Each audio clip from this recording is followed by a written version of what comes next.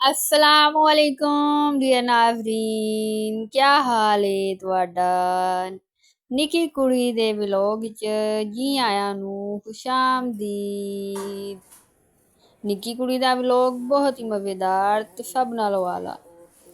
ਅੱਛਾ ਜੀ, ਅੱਜ ਦੀ ਰੈਸਪੀ ਜਿਹੜੀ ਅਸੀਂ ਲੈ ਕੇ ਆਏ ਆ ਤੁਹਾਡੇ ਵਾਸਤੇ, ਜਦੋਂ ਘਰ ਵਿੱਚ ਕੱਖ ਵੀ ਨਾ ਹੋਵੇ, ਪਕਾਉਣ ਨੂੰ ਨਾ ਦਿਮਾਗ 'ਚ ਸਮਝ ਨਾ ਆ ਰਹੀ ਹੋਵੇ ਕਿ ਕੀ ਪਕਾਈਏ, ਤੇ ਫਿਰ ਭਲਾ ਕੀ ਕਰੋ ਤੁਸੀਂ, ਮੇਰਾ ਮਸ਼ਵਰਾ ਮੰਨੋ। ਆਲੂ ਚੁੱਕੋ, ਘਰ 'ਚ ਪਏ ਆਲੂ ਚੁੱਕੋ, ਉਹਨਾਂ ਨੂੰ ਛਿੱਲੋ, ਧੋਵੋ, ਸਾਫ਼ ਕਰੋ ਤੇ ਵੱਡੋ ਟੁੱਕੋ ਤੇ ਕੱਟੋ, ਤੇ ਕੱਟ ਕੇ ਤੇ ਆਲੂ ਦੀ ਭੁਜੀਆ ਮਜ਼ੇਦਾਰ ਐਸੇ ਆਲੂ ਬਣਾਓ ਜਿਹੜੇ ਚਿਕਨ ਨੂੰ ਵੀ ਪਰਾਂ ਕਰਨ। ਤੇ ਉਹ ਰੈਸਪੀ ਤੁਹਾਨੂੰ ਮਿਲੇਗੀ ਕਿੱਥੇ? ਨਿੱਕੀ ਕੁੜੀ ਦੇ ਵਲੌਗ ਵਿੱਚ। ਸ਼ਾਬਾਸ਼। ਤੇ ਰੈਸਪੀ ਤੁਹਾਡੀ ਜਿਹੜੀ ਹੈ ਤਿਆਰ ਹੋਣ 'ਚ ਟਾਈਮ ਹੈ, ਤੇ ਉਹਨਾਂ ਚਿਰ ਤੁਸੀਂ ਇੰਝ ਕਰੋ, ਮੇਰੇ ਚੈਨਲ ਨੂੰ ਲਾਈਕ ਕਰ ਦਿਓ, ਸਬਸਕ੍ਰਾਈਬ ਕਰੋ, ਸ਼ੇਅਰ ਕਰੋ, ਫੈਲਾ ਦਿਓ ਮੇਰਾ ਚੈਨਲ। ਅੱਛਾ ਜੀ, ਆਲੂ ਹੁਣ ਜਿਹੜੇ ਨੇ ਅਸਾਂ ਲੈ ਲਏ ਨੇ, ਧੋ ਲਏ ਨੇ, ਸਾਫ਼ ਕਰ ਲਏ ਨੇ। ਹੁਣ ਅਸੀਂ ਉਹਨਾਂ ਦੀ कटिंग कर रहे हैं। यस, पिटाटोस जो है आज हम उनकी कटिंग कर रहे हैं। मेरे दिमाग में आइडिया आया कि क्यों ना झटपट हम लोग ये आलू की जो भुजिया है बहुत ही मज़ेदार बनाती हूँ मैं, तो मैं क्यों ना आप लोगों के साथ इसकी रेसिपी जो है वो शेयर करूँ। जो आपके बच्चे नक मुँह चढ़ाते हैं, वो भी कुछ नहीं खाते, तो आप उनको भी ये रेसिपी जो है लाइट सी नमक मिर्च के साथ बना के दें, तो वो भी खाएंगे।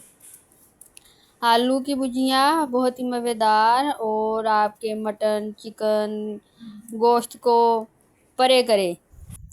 अच्छा, आलू तकरीबन हमने काट लिए हैं। साथ ही मैंने एक शॉपर लिया, उसमें मैंने हरी मिर्चें और टमाटर वगैरह आलू के जो छिलके थे वो डाल के साफ सुथरा करके ते धनिया हुण मैं लिखो बना रही हाँ, ते इनू कट के सारा कुछ तैयार करके रेडी।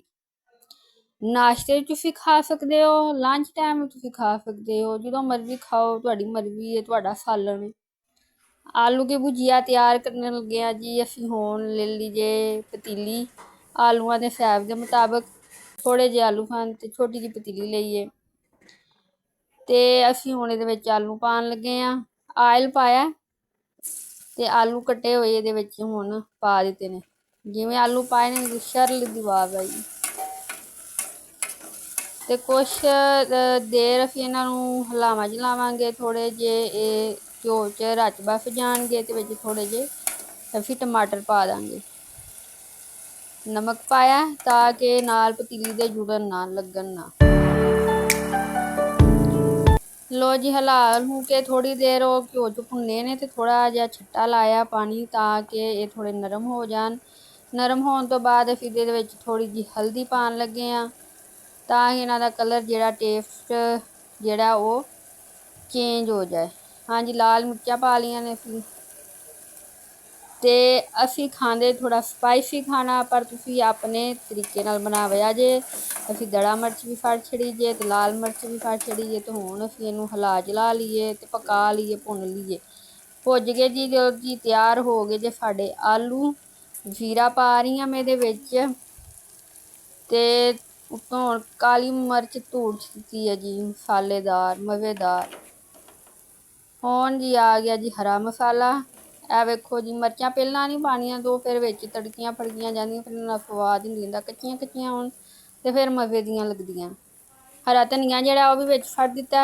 यस, फेंक दिया हमने हरा धनिया भी इसके अंदर। यस, लो जी, अब हम इसको चूल्हे से उतार लेंगे। लो जी, थल्ले ला ली हांडी। हुण असीं इहनूं एक अद्ध प्लेट रखी है, उहदे विच माशाअल्लाह अल्लाह ताला दी शान, कितना ही प्यारा देखो आलू की भुजिया का कलर है। नई नई रेसिपी दे वास्ते निक्की कुड़ी दे चैनल नूं जेहड़ा सबसक्राइब करो, लाइक करो ते शेयर करो। ते यार तुसीं टेस्टी जी रेसिपी बना के ते दस्या जे जरूर। तब तक के लिए अल्लाह हाफिज़।